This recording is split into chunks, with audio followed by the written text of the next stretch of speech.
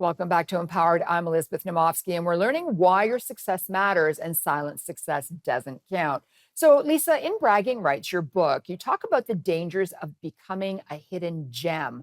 What does it mean to be a hidden gem, and why is it harmful to stay in that position?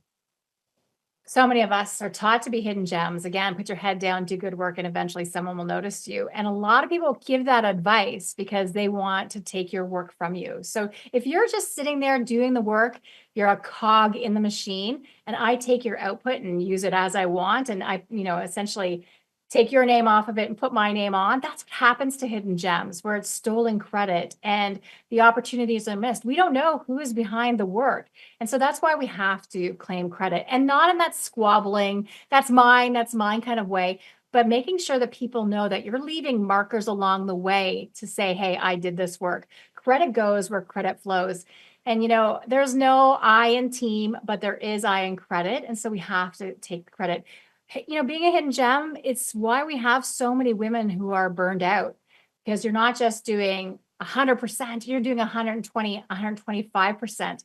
A lot of us also have perfectionist tendencies because we want that 100%, we want those gold stars. And so we overdo things, and we want to make sure that we're not just prepared, but we're over prepared just in case.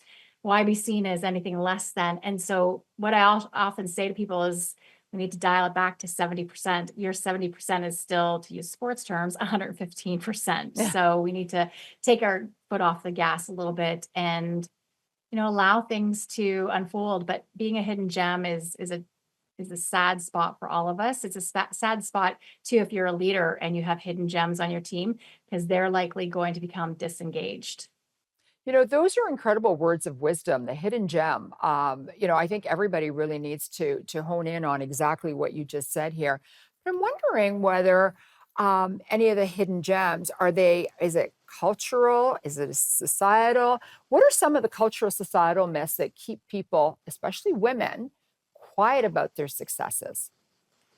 Yeah, there's so many of them, and I have them in the book, but it's be so good they can't ignore you. So okay, I am good. I'm doing all the things, but they're not paying attention to me Mhm. because they already have a million other fires to put out, or they're on to the next strategic priority. So they can't keep an eye on what you're doing.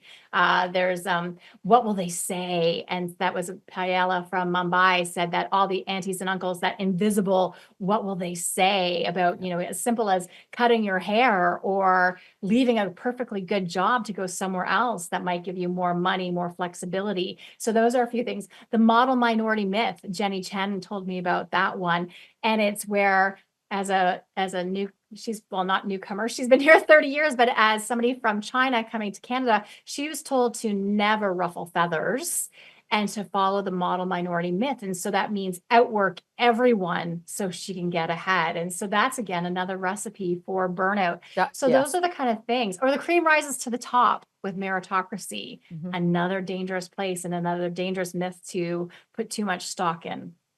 So, because we don't want to ruffle feathers, how can we empower others, particularly in the workplace, basically to share their achievements without fear of backlash? Because I know a lot of women, have issues with that.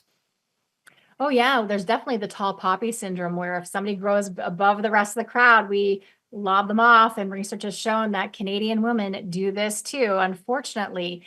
And so we need to start a culture of helping people to talk about their successes. So that's where having a circle where everyone goes and says, here's my success, here's my success. And that we articulate that success instead of making sure that people are so humble that we don't even know what they're doing. And that, hey, it's great to be number three or number four. No, why aren't we also talking about being first or second? And so allowing people to talk about their strengths, their successes in a way that's positive and not putting them down, or a tall poppy syndrome, cutting them down. I think we have to start to do that. In Canada, we're often taught to pass the mic, and so many of us should from time to time, but we also need to seize the opportunities and talk about our successes. So I think those are a few things, but there's a lot to unpack with it, with what's going on inside of our own mind, and then the society we're brought up in, and also our own individual cultures with all of this. A lot of us still have a lot of the factory era in us where we're taught, just be part of the machine and you don't want to ruffle feathers. It's a lot of old thinking. Meanwhile, we're technically living in the future. So when we come back, we're going to talk about is this the right time to brag and forget about the rebellion? So please don't go away. We'll be right back.